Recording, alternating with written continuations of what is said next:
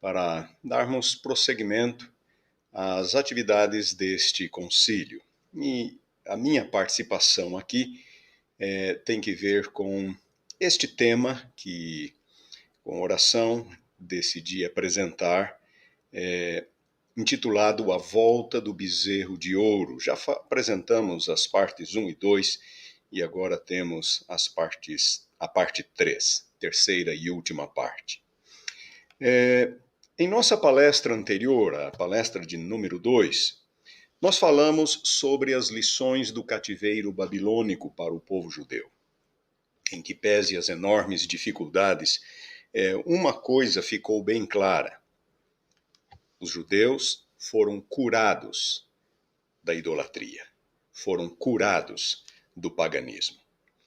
E não só curados, mas eles passam então a se envolver numa atividade contínua, intencional, decisiva, contra a idolatria do mundo gentílico, contra o paganismo e principalmente contra as práticas sexuais que acompanhavam o paganismo antigo em qualquer de suas formas. E assim nós temos naquele período intertestamentário, um período de cerca de 400 anos, como lhes falei ontem, muita literatura judaica denunciando a idolatria e as práticas ilícitas dos gentílicos. Houve um momento difícil na história intertestamentária de Israel, que foi a opressão seleucida no 2º século a.C., aquela que ficou conhecida como a primeira perseguição religiosa de que se tem notícia, quando a prática do judaísmo se tornou proibida e judeus piedosos, dedicados, foram mortos, o templo foi profanado, mulheres foram violentadas, sacerdotisas cultuais foram introduzidas no templo, uma estátua a Zeus e porcos foram oferecidos sobre o altar de holocaustos e uma série de outras profanações e depravações da parte dos seleucidas. Nesse contexto, muitas histórias de heroísmo, de fé, de dedicação, consagração, estão registrados. E ontem eu apenas fiz referência de modo bastante genérico a essas histórias, mas uma delas, por exemplo, é a história de um idoso escriba de nome Eleazar, 90 anos de idade, que foi forçado a comer carne imunda, carne de porco, sacrificada sobre o altar de holocausto no templo em Jerusalém, num contexto de profanação e depravação. E o sacerdote, o escriba Eleazar, certamente se recusou a fazê-lo, e então alguns de seus assistentes se aproximaram dele e disseram: mestre, você pode comer. Esta carne é uma carne limpa, nós trocamos a carne. Você pode comer, uma carne limpa. Ele estava sendo ameaçado de morte caso não comesse daquele sacrifício. A resposta de Eleazar é uma das respostas mais sublimes que nós encontramos.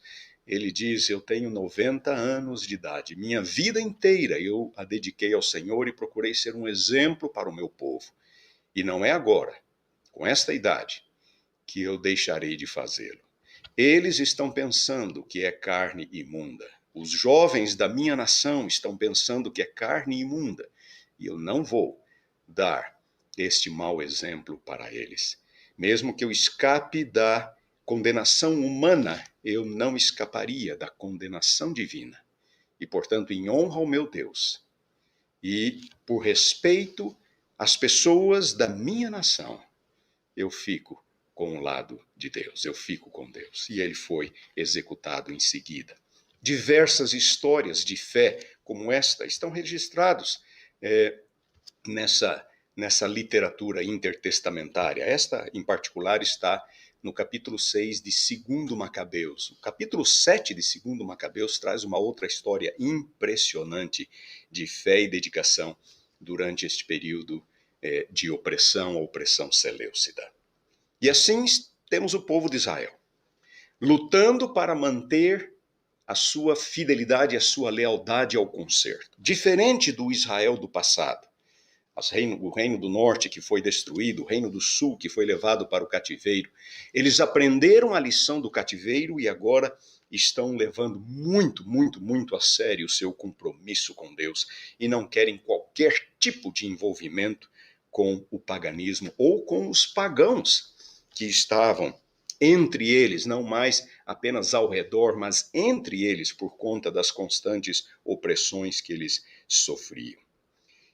E agora nós estamos nos aproximando do tempo de Jesus e dos apóstolos, sob o período dos romanos. Já em meados do 2º século a.C., Roma desponta como grande poder mundial. E no 1º século antes de Cristo, meados do 1º século, por volta do ano 63, 66, 63, então a maior parte do Oriente Médio é conquistada pelo general Pompeu e é anexada ao Império Romano. No ano 27 a.C., estabelece-se o Império. Antes Roma era uma república e agora, 27 a.C., Roma se torna um império. Primeiro imperador, Augusto. Jesus nasce nesse período, no período do reinado de Augusto. A religião no mundo greco-romano não era nada diferente daquilo que eu já lhes falei com respeito ao paganismo na antiguidade. A religião permeava todos os aspectos da vida. Crianças, ao nascerem, eram dedicadas aos deuses. Essa mesma prática que nós temos hoje em dia existia entre os pagãos, e esta dedicação se dava mediante um sacrifício no templo, seguido de um banquete, uma festa, em que a carne sacrificada era compartilhada pela família. Famílias tinham seus deuses que eram cultuados por meio de orações, votos, oferendas diariamente. Simples refeições terminavam com o entorno de uma taça de vinho, uma libação aos deuses. Casamentos e outras celebrações eram comuns em templos pagãos e eram celebrados mediante sacrifícios seguidos de banquetes. Deuses eram consultados para praticamente tudo, a escolha do cônjuge, algum negócio ou decisão importante, se a cidade ou o país deveria ir à guerra contra outro, quase tudo mediante sacrifício e outras oferendas. Havia deuses para todos os gostos e predileções, Deus da saúde, do prazer, do amor, que era o Deus da fertilidade. O grande tema religioso na antiguidade era a fertilidade, porque a vida, o sustento, a continuidade da vida dependia da fertilidade. E havia o Deus da beleza, da família, da sabedoria, da agricultura, da pesca, da caça, também relacionado à fertilidade. Havia o Deus da guerra, da música, da poesia, da profecia. Cada profissão tinha o seu Deus. Havia o Deus das estradas, dos viajantes, dos mercadores. Havia o Deus do vinho, do mar, da terra, do céu, do sol, da lua, das estrelas, do arco-íris, da luz, das trevas. Havia o Deus do submundo, Deus do sono, Deus da morte, o Deus da vitória, o Deus dos começos, o Deus das escolhas, da vingança, da mágica, o Deus dos espíritos, da boa sorte, o Deus da fortuna, e etc, e etc. Havia deuses para todos os gostos e predileções. Isto mostra quão importante, quão grande era o papel da religião na vida destes antigos pagãos. Jogos Olímpicos, por exemplo, eram dedicados a deuses, a um deus em particular, em geral ao deus Zeus, que era o principal dos deuses no panteão grego. E todos os jogos começavam com sacrifícios e os atletas então tinham que vir, colocar a mão sobre o sacrifício e jurar que eles haveriam de competir de acordo com as regras. E os jogos eram cercados por diversos tipos de entretenimentos em que havia abundância de álcool e prostituição. Prostituição cultural, já falei muito. Acontecia no Egito, acontecia em Canaã e em todas as religiões pagãs da antiguidade, deusas ou deuses da fertilidade. Nos dias de Paulo, Corinto, Éfeso, cidades de localização estratégica, Corinto na província da Acaia, a Grécia moderna, Éfeso na província da Ásia, moderna Turquia, eram centros do paganismo e da imoralidade no mundo greco-romano, atraíam muitos adoradores pelas diversas oportunidades de prazer. Orgias sexuais e embriaguez acompanhavam os cultos em boa parte dos templos locais. Estrabo, um escritor romano, diz que em Corinto havia mais de 1000 prostitutas cultuais. Mais de 1000 prostitutas servindo nos templos. E a adoração envolvia embriaguez e práticas sexuais sem limites. Entre os gregos, inclusive, surgiu uma expressão, o verbo korintiazestai, que significa literalmente viver como os coríntios. Viver como os coríntios era uma referência ao comportamento imoral e dissoluto que caracterizava a vida naquela importante cidade, a cidade de Corinto, uma cidade portuária. Devassidão moral e vícios sexuais de todo tipo, cultos à fertilidade, poligamia. Poligamia era proibida por lei no Império Romano, proibida por lei. Os gregos, antes dos romanos, também não eram nem um pouco favoráveis à poligamia, embora ela fosse tolerada em determinadas situações. No Império Romano, poligamia era proibida por lei, mas o concubinato não era. O homem ter um amante, está tudo bem. O homem se prostituir com outras mulheres, estava tudo bem. Na verdade, o concubinato e a prostituição, o adultério, eram até encorajados no mundo greco-romano. Os romanos praticavam sexo em grupo, praticavam homossexualismo, praticavam incesto, pederastia com crianças, especialmente se fossem escravas, mas às vezes até crianças de fora, bestialidade, sexo com animais. E eu quero citar novamente os oráculos sibilinos que eu citei já na palestra de ontem, falando de Roma, especificamente de Roma. Notem o que diz esta obra judaica. Tu estarás entre os vis mortais, os vis sofredores, mas tu permanecerás completamente desolada por todas as eras futuras. Teu solo será desprezado porque tu buscaste a feitiçaria.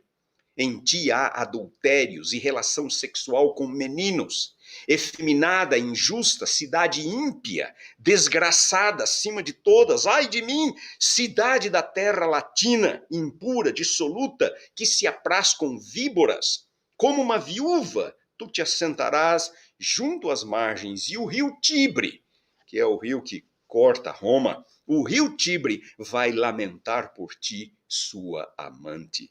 Tu tens um coração assassino e um espírito ímpio.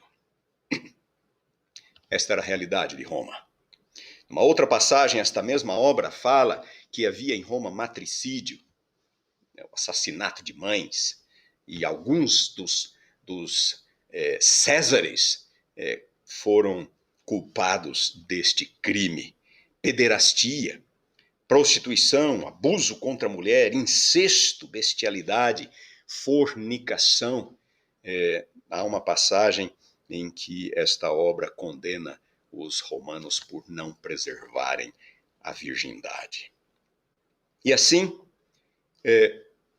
este era o mundo que cercava os judeus. Estas eram as práticas daqueles que dominavam os judeus no período dos apóstolos, que a Judéia era uma província romana. Havia feitiçaria, Roma praticava feitiçaria, todo mundo greco-romano, invocação e manipulação dos deuses com vistas à prosperidade ou cura, ou então à vingança e à má sorte dos adversários. Diversos rituais e fórmulas de magia e feitiçaria. A vida como um todo era pautada por práticas pagãs e imorais. Os judeus, como regra, não participavam de nada disso. E por isso eram constantemente criticados por outros autores greco-romanos, autores seculares, como pessoas que desprezavam.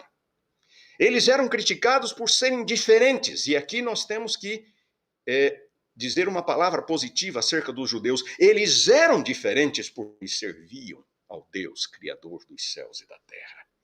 Em que pese alguns dos erros e alguns dos excessos que eles cometeram neste período, o cativeiro babilônico curou-os da idolatria e desenvolveu neles um zelo profundo por dedicação a Deus, de honrar a Deus, honrar os termos do concerto e permanecerem leais a Deus.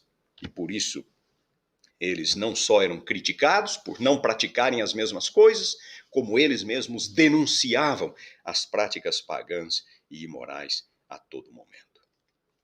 E é neste contexto que, como eu disse ontem, aparece a igreja cristã. Nasce a igreja cristã com a missão de levar o evangelho ao mundo. O primeiro grande desafio ocorreu já no Concílio de Jerusalém, depois da primeira viagem missionária de Paulo. A primeira viagem de Paulo está relatada nos capítulos 13 e 14 de Atos. No capítulo 15 já vem o Concílio de Jerusalém. Alguns em Jerusalém ficaram com os cabelos em pé ao ouvirem que Paulo estava batizando gentios sem circuncidá-los. Sem circuncidá-los. Para estes de Jerusalém, os chamados judaizantes, isto estava completamente errado. Os pagãos tinham que se tornar judeus primeiro, tinham que se converter ao judaísmo, circuncidar-se, para então poderem ser admitidos na igreja, na fé. O Concílio de Jerusalém tratou exatamente deste assunto e eles reconheceram que o pleito dos judaizantes estava equivocado porque a salvação é pela graça, não é pela lei, não é por práticas humanas. Mas eles não abriram mão de uma coisa. E isto está relatado no capítulo 15, versículo 29, o chamado decreto apostólico. Eles não abriram mão de 4 exigências. Os gentios não deveriam se envolver com idolatria, ingerir o sangue, carne de animais sufocados e deveriam se abster de qualquer prática sexual ilícita. Para algumas pessoas, para alguns cristãos, esta é a nova ética cristã. Eles dizem, estão vendo? Quando a igreja se assentou para decidir o que eles iriam exigir dos conversos gentílicos, e cá para nós, a maioria de nós somos gentis, somos conversos gentílicos, a maioria de nós. Quando a igreja se assentou para decidir o que exigiriam dos conversos gentílicos, onde é que está o sábado? Onde é que estão as outras leis e regras que nós encontramos no Antigo Testamento? Nada, apenas 4. Abster-se da contaminação dos ídolos, abster-se do sangue, abster-se da carne de animais sufocados e de relações sexuais ilícitas. Só isso, mais nada. Não faz muito eu comprei um livro intitulado Irresistível. É um livro que foi publicado nos Estados Unidos. Eu estou traduzindo para o português o título. Irresistível, reclamando o novo que Jesus liberou para o mundo, por Andy Stanley, foi publicado em 2018. E ele insiste nesse ponto. Só 4 coisas. Agora, sob o novo concerto, só 4 coisas. Esta é uma grave incompreensão do que aconteceu no Concílio de Jerusalém. Estas 4 exigências têm que ver com as exigências para os antigos Gerim, como eu falei na palestra anterior, que eram aqueles estrangeiros que desejassem morar em Israel. Isto é claro em Levíticos capítulo 17 e 18. Inclusive a ordem destas 4 exigências aparece lá na mesma ordem, Em outras palavras, a decisão do concílio não é como os gentios conversos deveriam viver a partir de agora, não, é o que seria exigido deles para serem admitidos. E a ideia é renúncia ao paganismo. Eles deveriam renunciar ao paganismo completamente antes que fossem admitidos na fé. Uma vez admitidos, deveriam viver pelas leis de Deus, como os antigos Gerim, que deveriam renunciar ao paganismo para serem admitidos em Israel. Uma vez admitidos, deveriam viver pelas leis de Israel.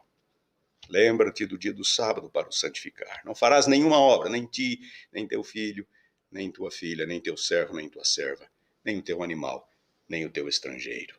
Os estrangeiros tinham que guardar o sábado, os estrangeiros tinham que viver pelas leis de Israel nos tempos do Antigo Testamento. É claro que isto aqui não é o resumo da ética cristã, da nova ética cristã, Atos capítulo 15, mas é uma mensagem muito clara. Pagãos precisam renunciar o paganismo para serem admitidos na igreja. Uma decisão muito clara tomada pela igreja no momento crítico, no momento em que Paulo iniciava suas missões gentílicas. E as dificuldades em fazer com que os gentios abandonassem suas práticas e costumes pagãos e imorais eram enormes. Imagine, tudo isto que eu já descrevi para vocês, pagãos que viviam desta forma, agora terem que renunciar a tudo isto, terem que viver pelas leis de Deus, terem que ser puros, terem que ser honestos, terem que ser fiéis às suas esposas, terem que evitar os prazeres, as orgias e tudo mais, coisas às quais eles estavam absolutamente acostumados. Não era fácil. Na sua segunda viagem missionária, Paulo foi um pouco mais intencional com relação aos pagãos, e ele foi para Corinto, um dos principais centros do paganismo da época, como eu lhes falei. Quanto tempo Paulo ficou em Corinto? Paulo ficou 1 ano e meio em Corinto. 1 ano e meio. Nos lugares anteriores, Paulo vinha, ficava umas poucas semanas e seguia para a cidade seguinte. Umas poucas semanas, talvez 1 ou 2 meses, e seguia para a cidade seguinte. Em Corinto, 1 ano e meio. Por quê? Porque Paulo resolveu ser mais intencional com relação aos pagãos. E era difícil fazer com que um pagão se tornasse um cristão. Um judeu era muito simples, ele só tinha que aceitar Jesus como seu salvador, mas não um pagão. Na sua terceira viagem missionária, Paulo foi para Éfeso, como eu disse, outro importante centro pagão da antiguidade, do mundo greco-romano. 3 anos em Éfeso. 3 anos em Éfeso. Estas eram as dificuldades que a igreja enfrentava, uma igreja que agora começa a crescer na direção do mundo gentílico. E em suas epístolas, Paulo não perde uma chance, uma oportunidade para falar, para admoestar, para aconselhar aqueles conversos do paganismo. Na sua primeira epístola, 1 Tessalonicenses, capítulo 4. Por gentileza, tenha a sua Bíblia à mão. Nós vamos ler vários textos e vamos estudar um texto muito importante mais no final da palestra. 1 Tessalonicenses, capítulo 4, versículos 1 a 8. Sim, 1 Tessalonicenses foi a primeira epístola escrita por Paulo. Nós temos boas razões para acreditarmos nisto. Escrita já durante sua segunda viagem missionária. Uma epístola pequena e por isso ela está um pouco mais para frente no grupo das epístolas de Paulo que estão organizadas na Bíblia por ordem de tamanho, não por ordem cronológica, não na ordem que foram escritas. 1 Tessalonicenses capítulo 4, versículos 1 a 8, Paulo diz: finalmente, irmãos, nós vos rogamos e exortamos no Senhor Jesus que, do modo que como de nós recebestes, quanto à maneira por que deveis viver e agradar a Deus, e efetivamente estáis fazendo, continueis progredindo cada vez mais, porque estáis inteirados de quantas instruções vos demos da parte do Senhor Jesus, pois esta é a vontade de Deus, a vossa santificação, que vos abstenhais da prostituição, que cada um de vós saiba possuir o seu próprio corpo em santificação e honra, não com o desejo de lascívia, como os gentios que não conhecem a Deus. E que nesta matéria ninguém ofenda nem defraude o seu irmão, porque o Senhor contra todas essas coisas, como antes vos avisamos e testificamos claramente, é o vingador. Porquanto Deus não nos chamou para a impureza, e sim para a santificação. E no versículo 8 diz: sorte quem rejeita essas coisas, não rejeita o homem, e sim a Deus, que também nos dá o seu Espírito Santo. Mensagens claras para que o povo deixasse para trás e não voltasse às suas práticas pagãs e imorais. Na sua epístola de 1 Coríntios, Corinto, eu já lhes disse, um lugar absolutamente profano, degradado, pagão, imoral.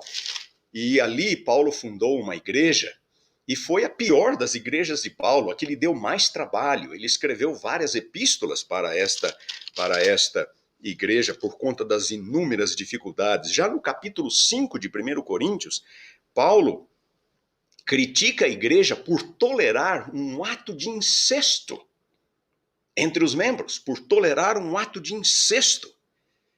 E ele diz, versículo 1, geralmente se ouve que há entre vós imoralidade, e imoralidade tal como nem mesmo entre os gentios, isto é, aquele que se atreva a possuir a mulher de seu próprio pai.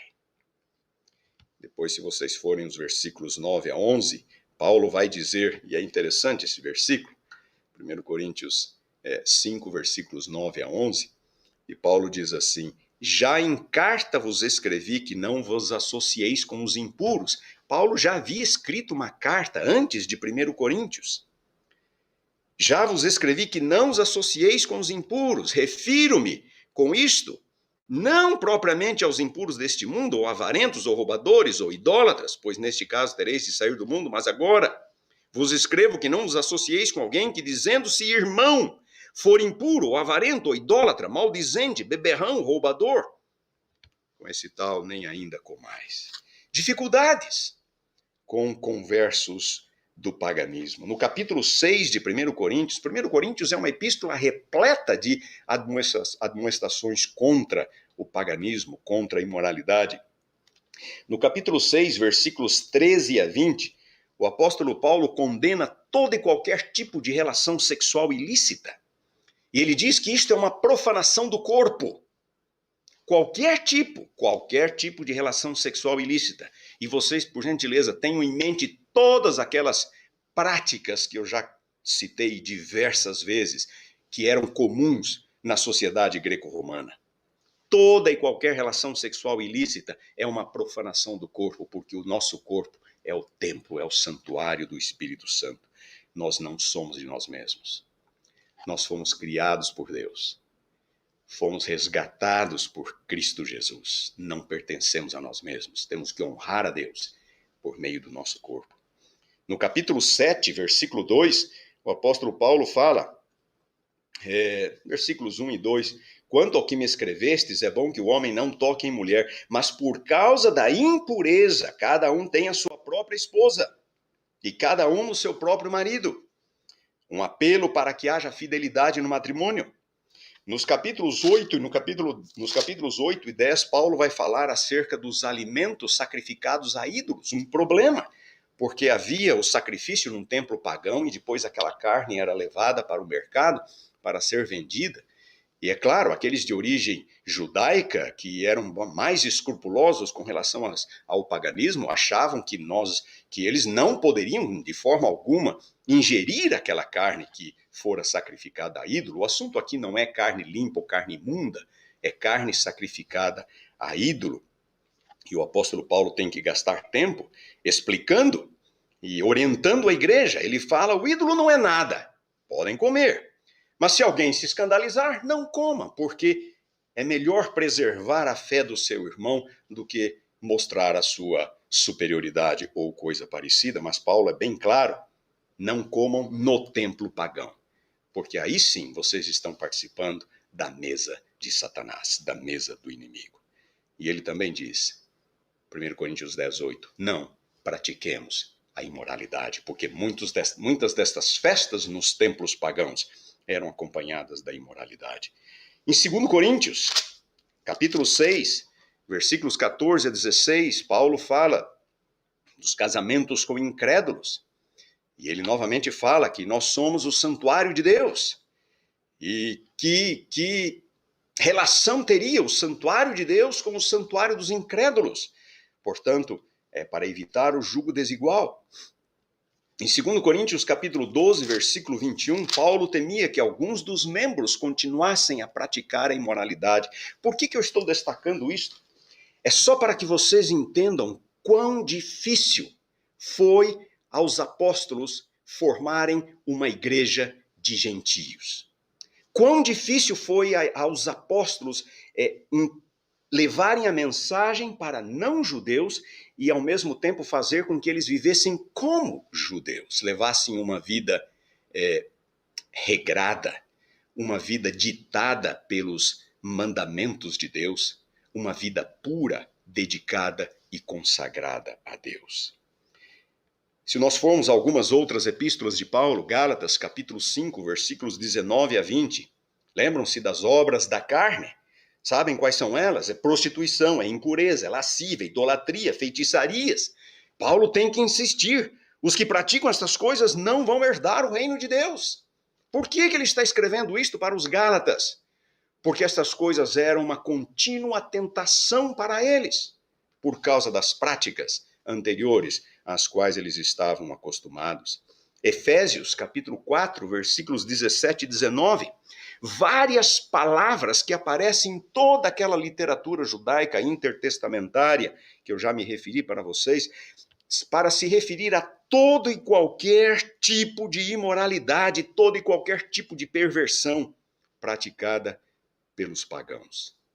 Eu quero que você preste atenção no que eu estou falando. Toda e qualquer tipo de imoralidade. E eu já dei várias listas das imoralidades que eram condenadas pelos judeus e que aparecem em diversas passagens bíblicas. Colossenses, capítulo 3, versículos 5 e 6, fazei morrer a vossa natureza terrena. Prostituição, impureza, paixão lasciva, desejo maligno e a avareza, que é a idolatria. Por essas coisas é que vem a ira de Deus. Sem conhecer o contexto da época, nossa leitura desses textos vai ser uma leitura superficial, achando que Paulo está simplesmente dando um conselho para que nós sejamos puros. É muito mais do que isto.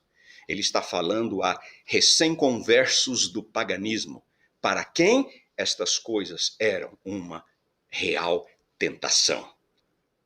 E Paulo temia que a igreja fosse profanada pelas práticas que eram comuns no contexto pagão. Mas isso não se limita a Paulo, esta preocupação não se limita a Paulo. Se nós formos para as epístolas gerais, 1 Pedro e Judas, por exemplo, 1 Pedro capítulo 1, versículos 14 a 16, não vos amoldeis as paixões que tinhais anteriormente na vossa ignorância, tornai-vos santos. Versículo 16, sede santos porque eu sou santo. Irmãos, esta sempre foi a luta do povo de Deus. Este sempre foi o ideal de Deus. Deus tem um projeto para com o seu povo. E este projeto só pode ser alcançado se nós buscarmos a santidade. Sede santos, porque eu sou santo. 1 Pedro capítulo 4, versículos 1 a 6, ele continua. Versículos 3 e 4, por exemplo, ele diz, porque basta o tempo decorrido para teres executado a vontade dos gentios, tendo andado em dissoluções, concupiscências, borracheiras, orgias, bebedices e em detestáveis idolatrias. E eu quero que você me acompanhe agora em Judas. Nós quase não lemos esta epístola. É a segunda menor epístola, o segundo menor livro do Novo Testamento. O menor livro do Novo Testamento é Filemão. Eu acho que Judas deve ser o terceiro menor livro do Novo Testamento. Um dos menores, tá? Livros do Novo Testamento. Quase não lemos. Judas. Qual é o assunto de Judas? Eram aqueles que estavam introduzindo conceitos errôneos e práticas errôneas na igreja. Toda a epístola é dedicada a refutar os ensinos e as práticas promovidos pelos falsos mestres. Vejam já o versículo 4. Pois certos indivíduos se introduziram com dissolução, os quais deste mundo foram antecipadamente pronunciados para esta condenação, homens ímpios, que transformaram em libertinagem a graça de nosso Deus e negam o nosso único soberano e Senhor Jesus Cristo. Qual era o problema desses falsos mestres? Libertinos. Tinham uma visão barata da graça de Deus. Viviam talvez dizendo, a graça de Deus vai perdoar, Deus é bondoso, Deus é amor. Você já ouviu esse discurso alguma vez? Deus é amor, Deus perdoa, Deus aceita. Não sejamos tão rígidos, não sejamos tão rigorosos. Libertinos. Transformaram em libertinagem a graça de nosso Deus. Na sequência, ele vai falar de Sodoma e Gomorra. Muitos se entregam à prostituição, à homossexualidade, como em Sodoma e Gomorra. No versículo 12, ele vai falar daqueles que promoviam orgias nos encontros cristãos. Dá para acreditar nisso? Nos lares, que eram as igrejas da época. No versículo 15, ele vai falar das obras ímpias. No 16, aqueles que andam em suas paixões. E eu quero ler os versículos 17 e 19. Vós, porém, amados, lembrai-vos das palavras anteriormente proferidas pelos apóstolos de nosso Senhor Jesus Cristo, os quais vos diziam, no último tempo haverá escarnecedores, andando segundo as suas ímpias paixões. São estes os que promovem divisões sensuais, que não têm o Espírito. Esta era a luta da Igreja Apostólica. Os apóstolos alertaram contra os escarnecedores que andam segundo suas paixões sensuais, não têm o Espírito. Era a luta dos apóstolos para que Deus tivesse um povo santo. Um Deus santo, um povo santo. E agora, irmãos, chegamos a uma passagem na qual eu vou me demorar um pouco. Romanos, capítulo 1, versículos 18 a 27. Por gentileza, abra sua Bíblia. Eu estou usando a revista e atualizada. Ficaria mais fácil de você me acompanhar na leitura se você tiver a mesma versão. Mas a qualquer outra versão também dá. Romanos, capítulo 1, versículos 18 a 27. Uma passagem importante no contexto da nossa abordagem. E ele começa já no versículo 18. A ira de Deus se revela do céu contra toda impiedade e perversão dos homens que detêm a verdade pela injustiça. Ele fala da revelação da ira de Deus contra a impiedade e perversão. Nos versículos anteriores, 16 e 17, ele fala da revelação da justiça de Deus, a justiça que salva. Sim, existe a justiça que salva, mas também existe a ira que condena. E se nos 16 e 17 ele fala da justiça que salva, agora ele fala da ira que condena. E o porquê da ira de Deus? Notem, versículos 19 a 21. Porquanto o que de Deus se pode conhecer é manifesto entre eles, porque Deus lhes manifestou. Porque os atributos invisíveis de Deus, assim o seu eterno poder, como também a sua própria divindade, claramente se reconhecem desde o princípio do mundo, sendo percebidos por meio das coisas que foram criadas. Tais homens são, por isso, indesculpáveis. Porquanto, tendo conhecimento de Deus, não o glorificaram como Deus, nem lhe deram graças. Antes se tornaram nulos em seus próprios raciocínios, obscurecendo-lhes o coração insensato. Qual era o problema? Por que a ira de Deus? Ele está falando dos gentios, ele está falando dos pagãos, que detêm, que suprimem a verdade pela injustiça. Ele diz que eles tiveram acesso à verdade. E aqui Paulo só pode estar falando da revelação natural. A revelação do poder, dos atributos do Deus Criador por meio da natureza. É o conceito do design inteligente. Os gregos, antes de Paulo, já defendiam, vários deles, o conceito do design inteligente. Sócrates olhava para a natureza e dizia, tem de haver um Criador. Tem de haver um Criador.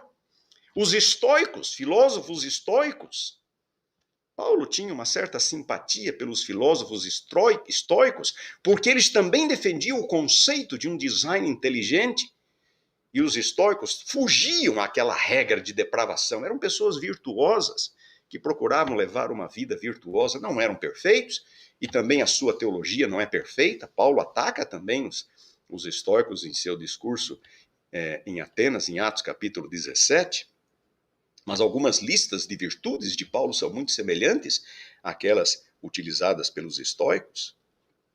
Sim, havia entre os gregos e entre romanos, pessoas que reconheciam a existência de um Deus criador. Mas a maioria não. A maioria não o honrou como tal. E alguns foram longe em sua depravação e devassidão, os epicureus, por exemplo.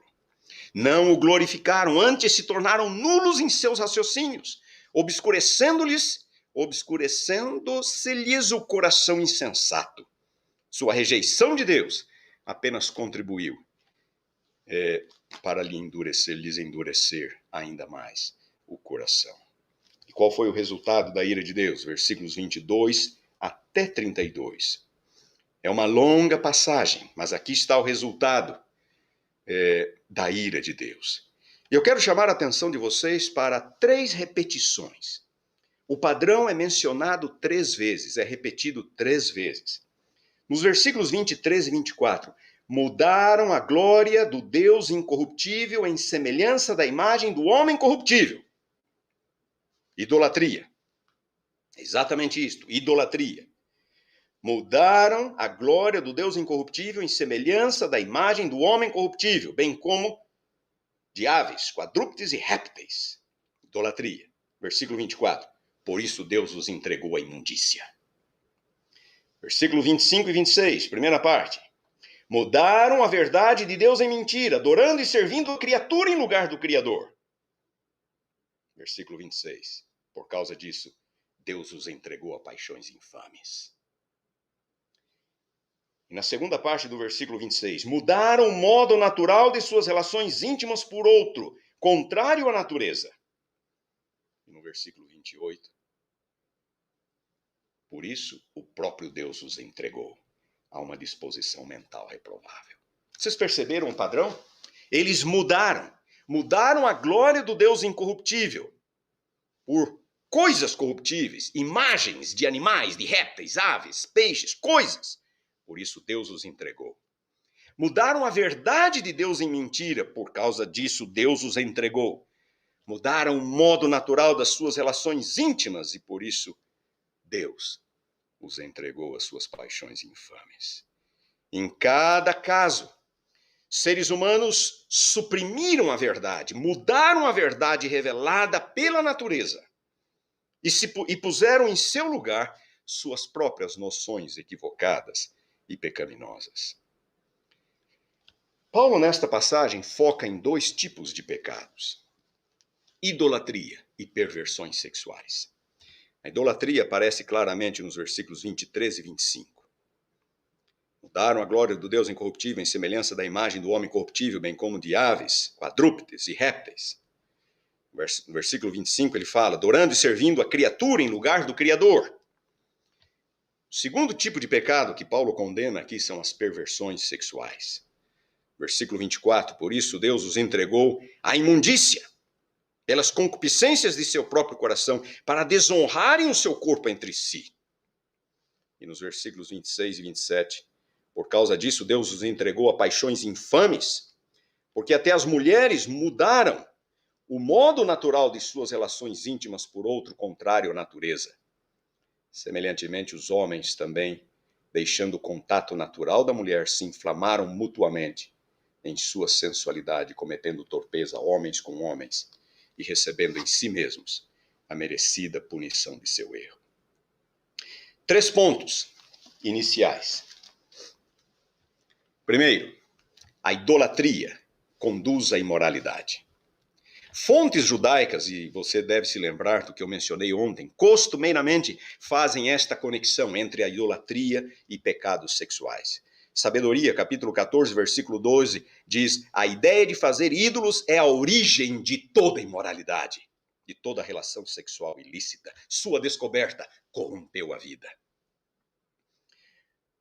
Capítulo 14, Sabedoria, versículo 27, diz: o culto aos ídolos inomináveis é o princípio, a causa e o fim de todos os males.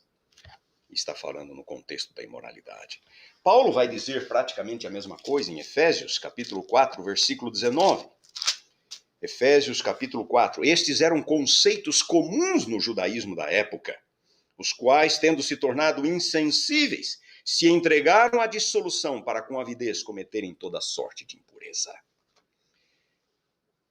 Pecado básico, a raiz é a idolatria.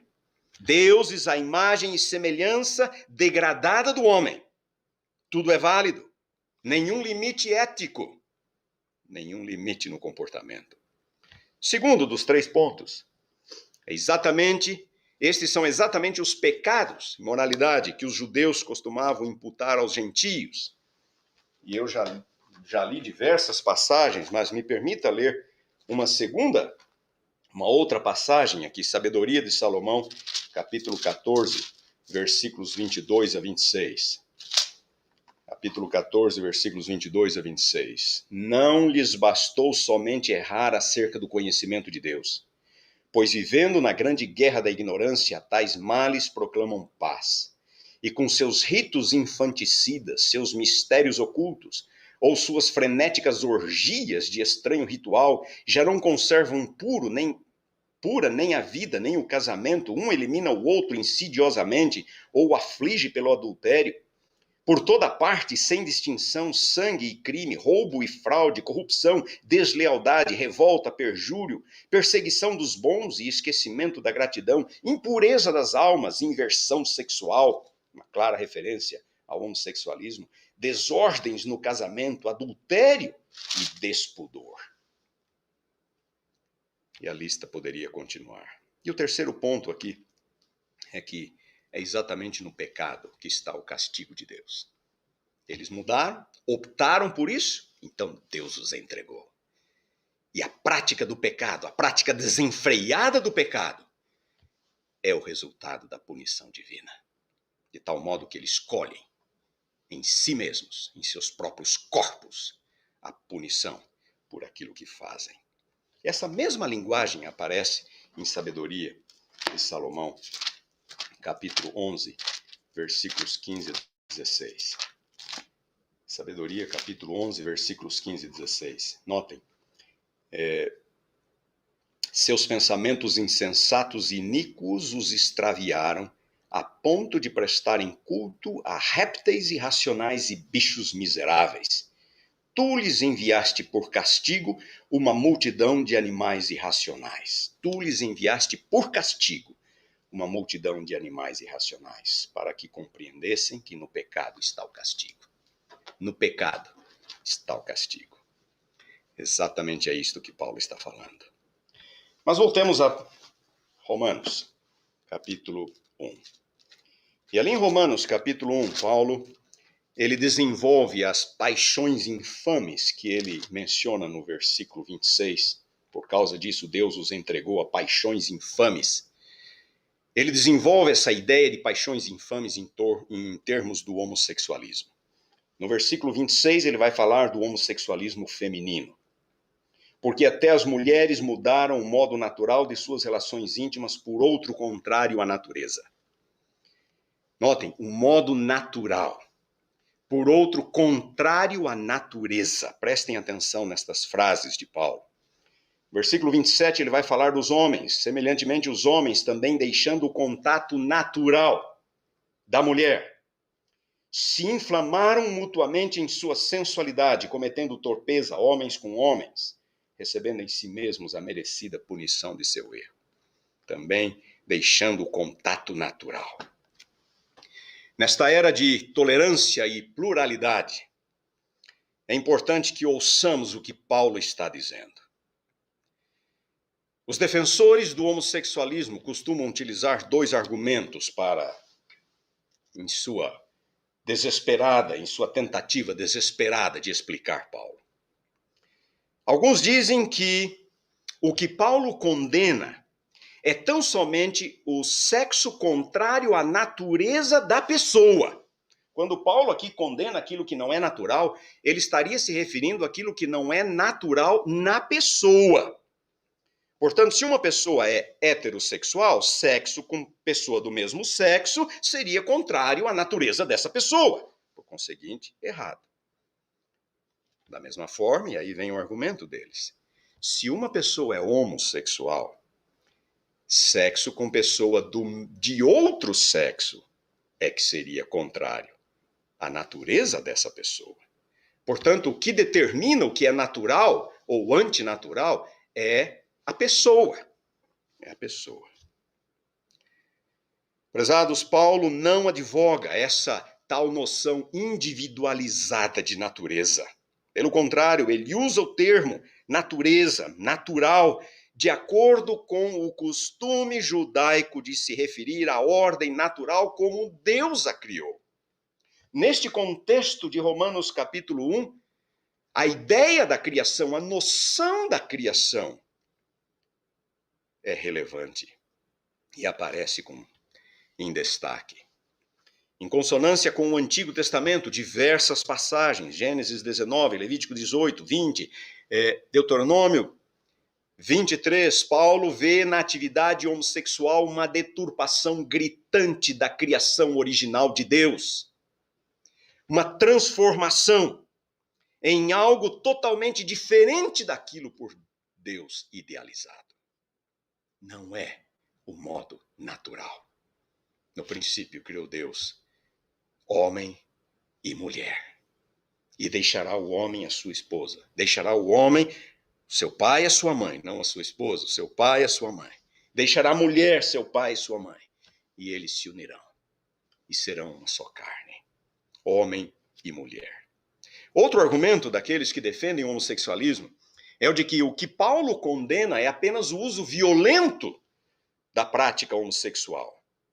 É o homossexualismo com meio de controle, de humilhação ou de prazer unilateral. É isto que Paulo estaria condenando. Ou seja, para algumas pessoas, Paulo seria contra apenas o abuso sexual de outra pessoa do mesmo sexo. Mas Paulo não seria contra o ato consensual. Assim dizem alguns. Tal leitura do texto também não se sustenta. No contexto do versículo 27, Paulo condena aqueles que, deixando o contato natural da mulher. Aqui o verbo está na voz ativa, o que indica uma ação voluntária, intencional. Os que se envolvem assim o fazem porque querem. Eles deixam voluntariamente o contato natural da mulher. E também no mesmo versículo 27, ele se refere àqueles que se inflamaram mutuamente em sua sensualidade. A construção aqui também é explícita e se refere a uma ação consensual. Portanto, não há aqui qualquer espaço para a noção de estupro, de um abuso forçado, de prevalecimento ou humilhação. O texto é claro e a tradução em português é absolutamente precisa. Em outras palavras, aqueles que se envolvem em qualquer tipo de atividade homossexual consensual, seja qual for a motivação, pervertem a intenção criadora original de Deus e envolvem-se em algo contrário à natureza humana. E aqui, irmãos e amigos, talvez seja importante fazer uma distinção.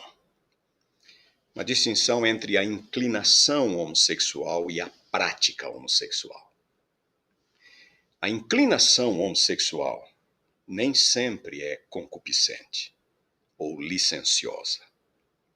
A inclinação homossexual pode estar relacionada a diversos fatores involuntários, como traumas emocionais, problemas psicológicos e até desequilíbrio hormonal.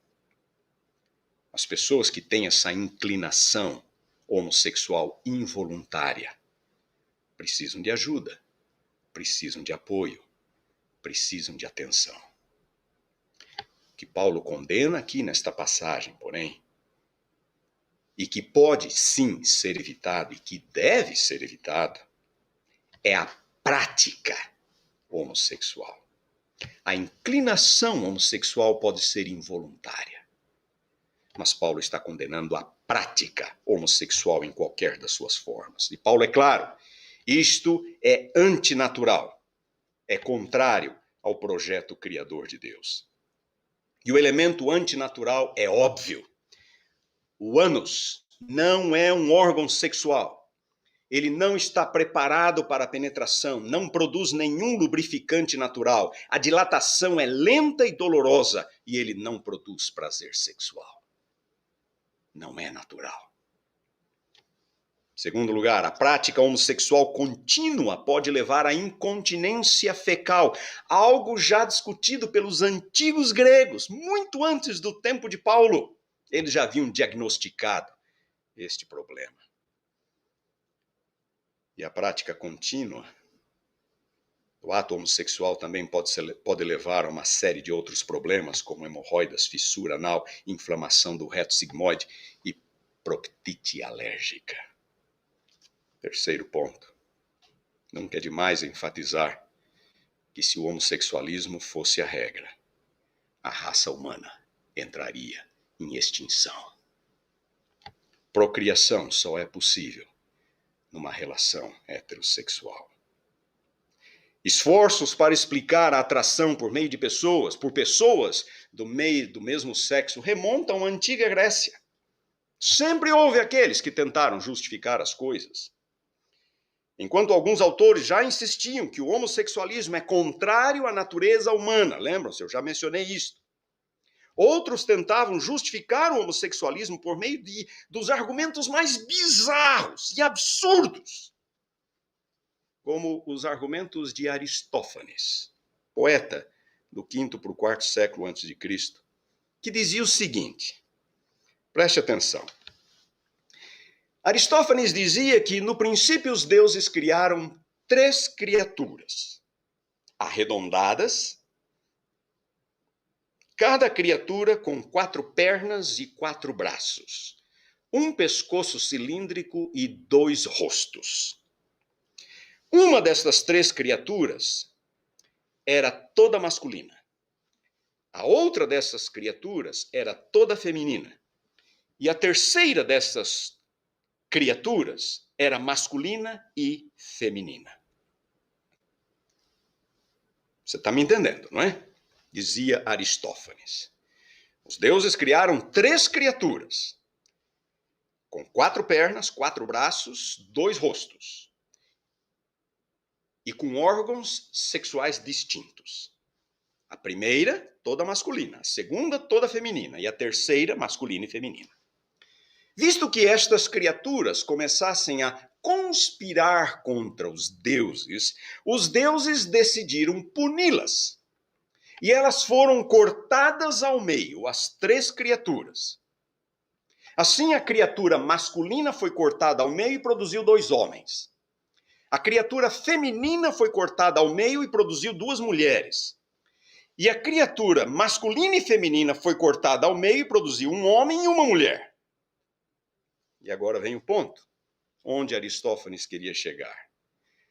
Quando um homem, portanto, sente atração por outro homem, nada mais é do que aquela primeira criatura tentando encontrar a sua outra metade.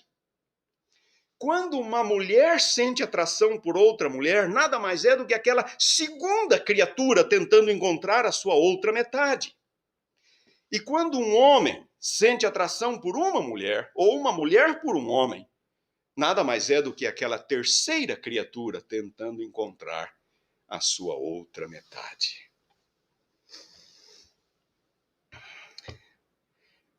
O ponto é claro, irmãos. Isto é o que acontece quando criamos deuses à nossa imagem e semelhança. Uma noção degradada de Deus resulta numa noção degradada da criação, que por sua vez resulta em uma noção degradada do ser humano. Os judeus estavam certos. A idolatria é o princípio de todos os males. Quando os deuses não passam de projeções daquilo que somos ou fazemos, tudo se torna válido. Não há limites para as loucuras e depravações humanas. Algumas lições para nós hoje. Meu tempo está avançado. Peço a paciência de todos vocês e especialmente do pastor Acílio, meu amigo. Como ele é meu amigo, eu acho que ele vai me deixar falar. E eu quero ler, mais ler do que falar de agora em diante. Aqueles que hoje em dia advogam o homossexualismo em qualquer outro tipo de liberdade sexual fora dos padrões bíblico-cristãos, sem exceção, ou não acreditam em Deus, ou mantêm uma visão equivocada de Deus e das Escrituras. Por detrás do homossexualismo e de praticamente todos os demais ismos que nos cercam, transgenerismo, feminismo, socialismo, racismo, relativismo e diversos outros, por detrás de tudo isto está uma visão humanista, antropocêntrica da realidade, é o homem no centro, e a rejeição, direta ou indireta, de uma visão teocêntrica, Deus no centro, como apresentada nas Escrituras. Existem dificuldades no mundo? Sim, existem. Existe injustiça social no mundo? Sim, existe. Existe racismo? Sim, existe. O problema é quando passamos a ver essas coisas de uma perspectiva humanista, que ignora a causa mais profunda que está por detrás, o pecado, e que busca soluções humanas, aqui e agora, a revelia da solução divina. É isso que acontece com os ismos atuais. Alguns dos problemas até podem ser reais, mas por mais que sejamos bem intencionados, quando buscamos uma solução que não seja a solução divina, estamos nos colocando no lugar de Deus. O humanismo, secular ou cristão, é verdadeiramente uma religião, uma filosofia de vida, que coloca o ser humano no centro de todas as coisas, uma espécie de ser supremo do universo. A definição tradicional de humanismo remonta a Protágoras, filósofo grego do V século a.C., o homem é a medida de todas as coisas. O homem é a medida de todas as coisas. E assim, o humanismo moderno e o antigo paganismo têm um importante elemento em comum, é o homem no centro. E a adoção de uma filosofia e um estilo de vida pautados por esta visão.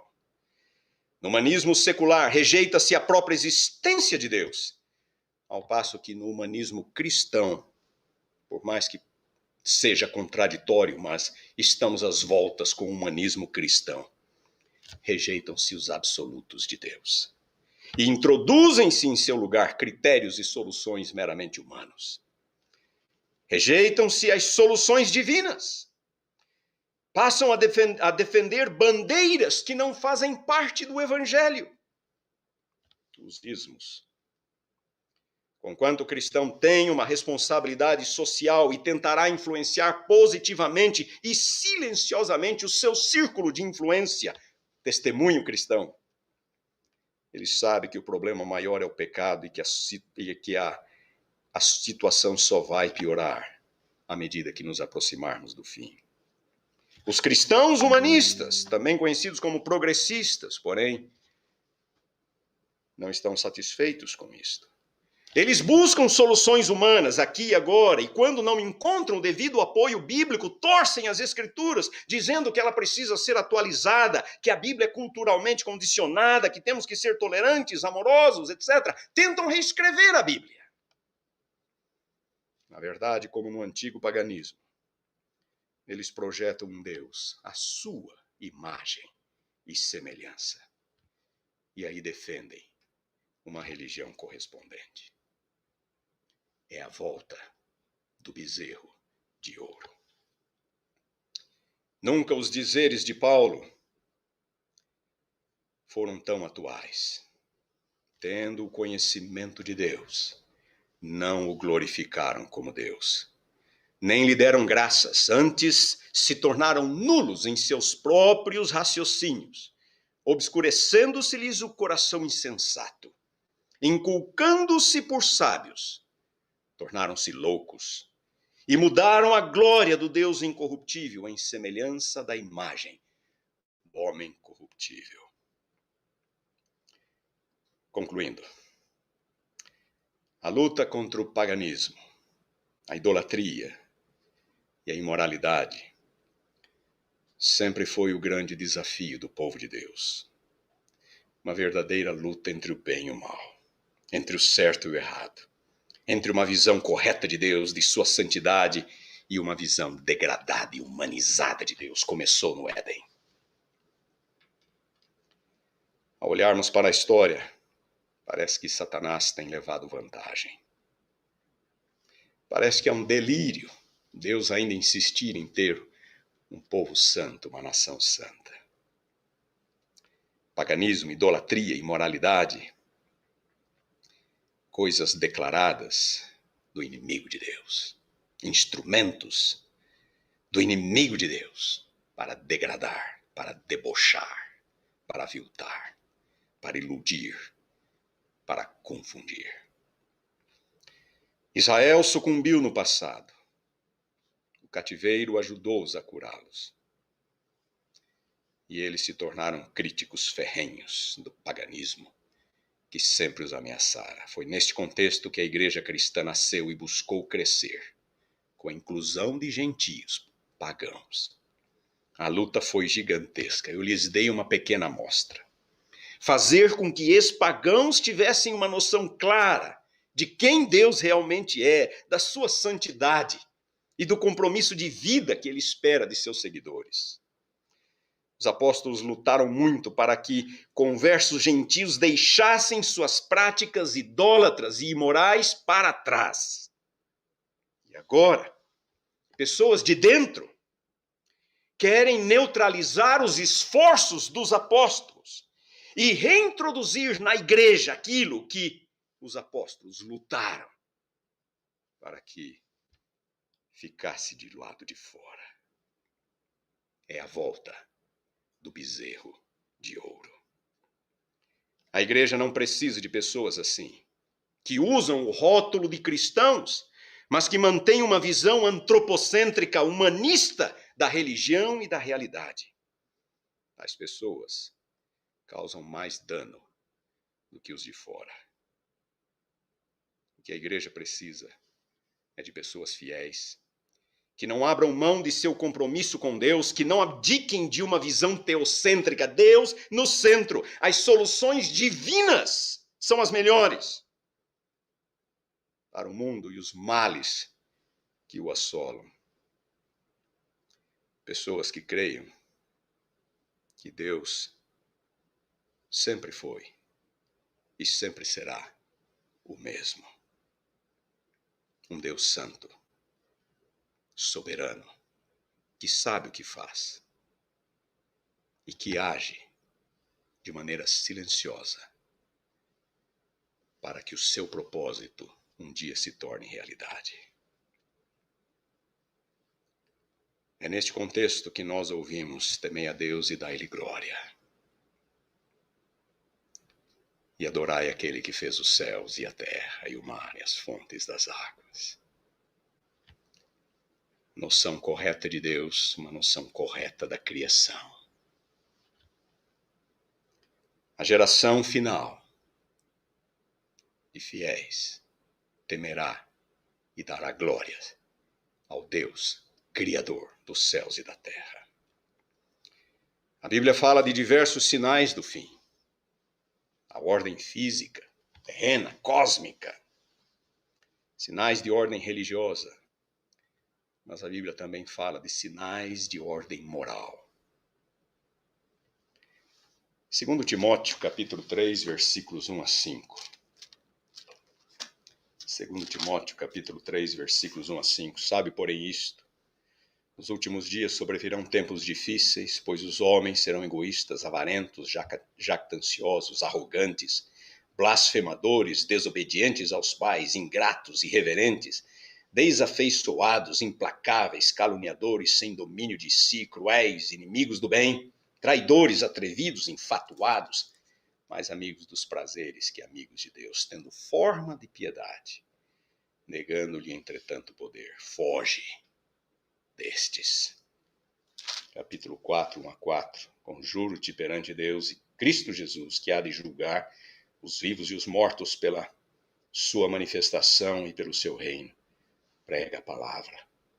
Insta, quer seja oportuno, quer não, corrige, repreende, exorta com toda longanimidade e doutrina, pois haverá um tempo em que não suportarão a sã doutrina, pelo contrário, cercar-se-ão de mestres segundo suas próprias cobiças, como que sentindo coceira nos ouvidos, e se recusarão a dar ouvidos à verdade, entregando-se às fábulas. Esta época já chegou. Estamos no meio dela. Queridos, o projeto de Deus vai continuar. Sempre houve um remanescente fiel e sempre haverá. testemunhas fiéis do poder transformador do Evangelho, do poder santificador da graça. De que lado nós estamos? De que lado nós estamos? Que Deus possa abençoá-lo, a você e a mim. É meu desejo e minha oração. Amém.